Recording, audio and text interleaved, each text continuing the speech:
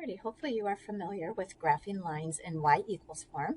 Now we're just going to transition into graphing lines in standard form. So at the end of this lesson, you will be able to graph a linear equation written in standard form. All right, so you'll notice if you look at just example 7, 8, and 9, these are three equations that are written in standard form. Standard form means that the x and the y are on the same sides of the equation. So in order to graph this, we actually are just going to turn it into an equation that is in y equals form. So we are going to solve for y, and then we're going to graph as usual. So as you'll notice as we're going through these examples, we actually solved for y back in chapter 2. So hopefully this will not be, it will just be kind of two lessons that we already know how to do that we're forming into one lesson. So we're just going to go ahead and jump right in to the examples. So the first one, you'll notice it says 2x minus 7y equals 14. So I'm just going to go ahead and write that equation down here at the bottom. And then what we're going to be doing is solving for y. And I know some people do not like to draw a mobile balance, and you don't need to, but for those who benefit from it, I'm going to go ahead and draw my mobile balance. So I'm going to have 2 x's, and then I have 7 y's, oh boy, 3, 4, 5, 6, 7, but they're all negative. And then on the right side of the balance, we're going to have 14. Okay, so remember we're solving for y, so I want the y's to stay there. I do not want the x's, so to get rid of the x's, we're going to subtract them from both sides. All right, now I'm going to write what I have left. It looks like I'm going to be running out of room. Oh well, I'm going to end up having negative 7y still. Okay, and then I have the 14 and I have minus 2 x's. And then from here, if you remember, to get the y by itself, we're going to divide every single part by negative 7. So now I'm going to have y equals 14 divided by 7 is negative 2. And then a negative divided by a negative is a positive. 2 sevenths doesn't work out nicely, so we're just going to leave it as 2 sevenths x. Okay, so now we have our equation solved for y.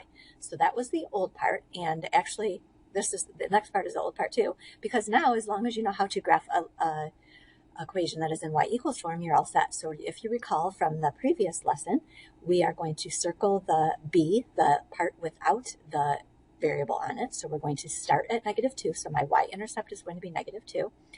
And then if you remember, my top number is my rise, my bottom number is the run. So from here, I am going to rise 2, and then I'm going to run 7, which puts me a little bit off my graph, but that is okay. So now I'm going to do my best attempt of drawing a straight line. Really not too bad. Okay, and there we go. All right, number 8, I'm going to go ahead and do that one as well. We are going to go ahead and I'm going to do my mobile balance. I've got x, and then I've got 2 negative y's, and then on the right side, I have 8. Okay, remember we're solving for y, so to get rid of the x, I'm going to subtract it. So now again, I'm going to write what I have. I have negative 2 y's, and then equals, I have an 8, and I have a minus x. All right, and then from here, just like we did in the previous problem, we are going to divide everything by negative 2.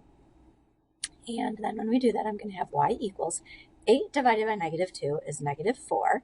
And then this one, if there's nothing in front of the x, we do have an invisible 1. So I'm going to go ahead and put that 1 there, make it visible. And then a negative divided by negative is a positive.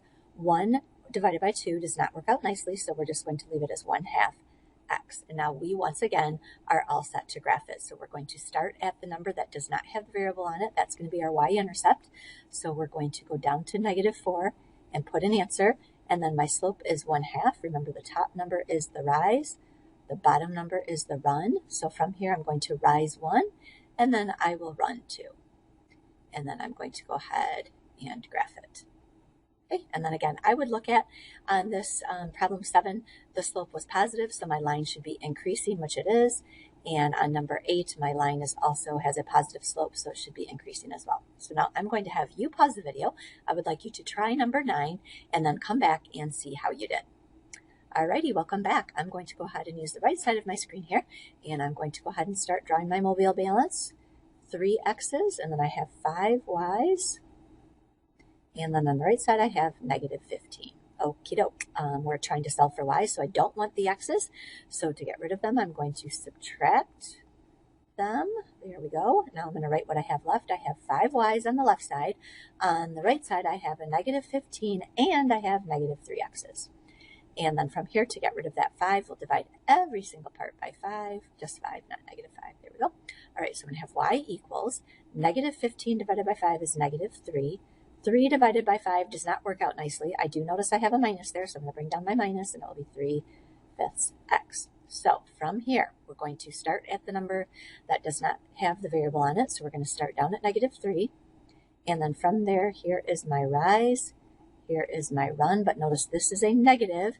So instead of going up 3, I'm going to go down 3 and then run 5.